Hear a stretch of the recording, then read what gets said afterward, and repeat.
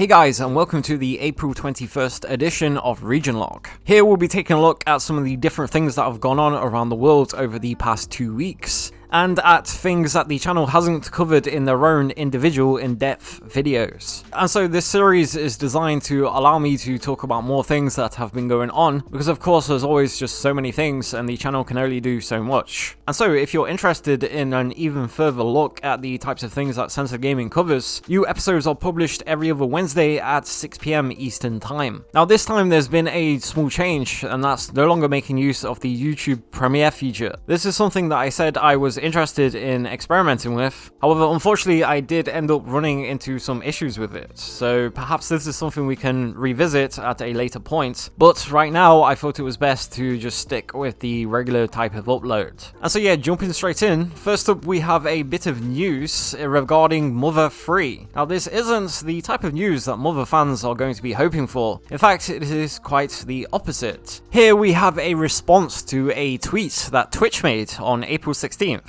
Where Twitch said, "What's the oldest game in your library that remains unplayed?" And to this, Reggie replied, saying, "Mother 3 English version. Every time I think it's time to play it, I get trolled and decide to put it off. Maybe I will fire it up this weekend." And then, as you can see, he includes this GIF along with the message. And so clearly this is some masterful trolling by Reggie. Mother 3 is a game that is infamous in regards to its lack of an English localization. Despite the previous games being released in English and being very popular with English fans, and despite Mother 3 being a huge critical and commercial success, the game was never officially released outside of Japan, only being accessible via a unofficial fan translation. Now this is something that is commonly discussed, and it is thought that Nintendo actually did plan an English localization, but then allegedly cancelled it due to fears that some of the game's themes may generate controversy outside of Japan. And this is something that Mother fans will already be well familiar with. But sticking with Mother 3, it's actually now the game's 15th anniversary, and the previously mentioned fan translation has been updated, adding a range of fixes and improvements. And so this now makes it the 1.3 version of the fan translation. And so that's something you definitely might want to go and check out. And then next up we have the remastered version of Shadow Man. This was released on Steam on April 15th and will be coming to Nintendo Switch, PlayStation 4 and Xbox One sometime later in 2021. Now this is a remastered version of the original game from way back in 1999. And aside from bumping up the resolution to 4K as well as a range of other graphical improvements, there's been a bunch of other additions added to the game. And over on the Steam page,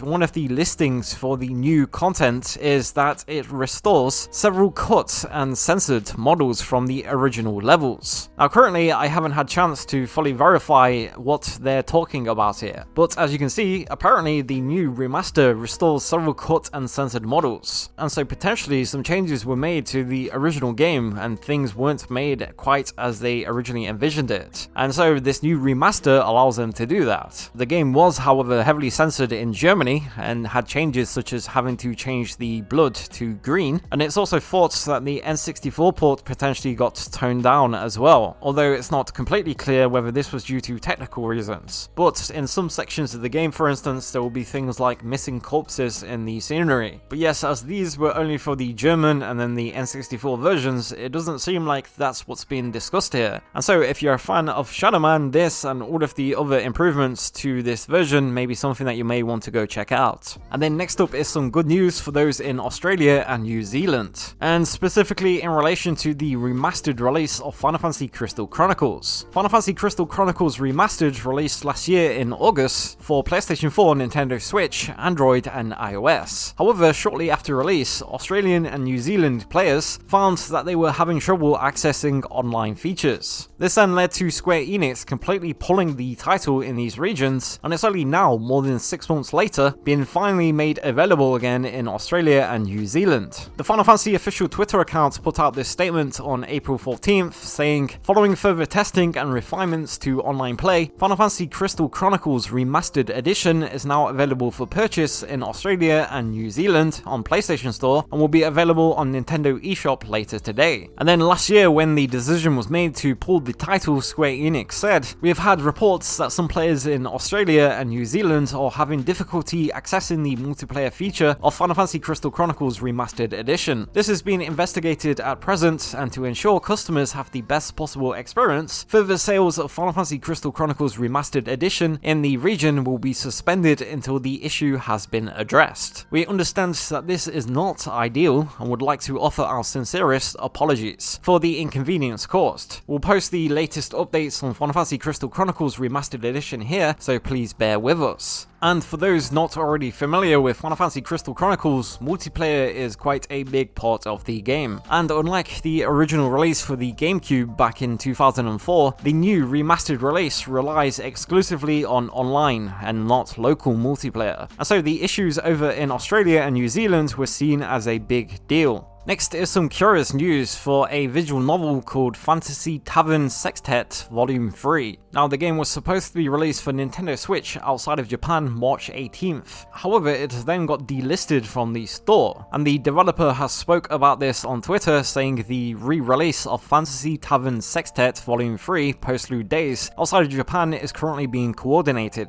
So please wait, we will inform you as soon as the re-release date is decided. We apologize for the inconvenience.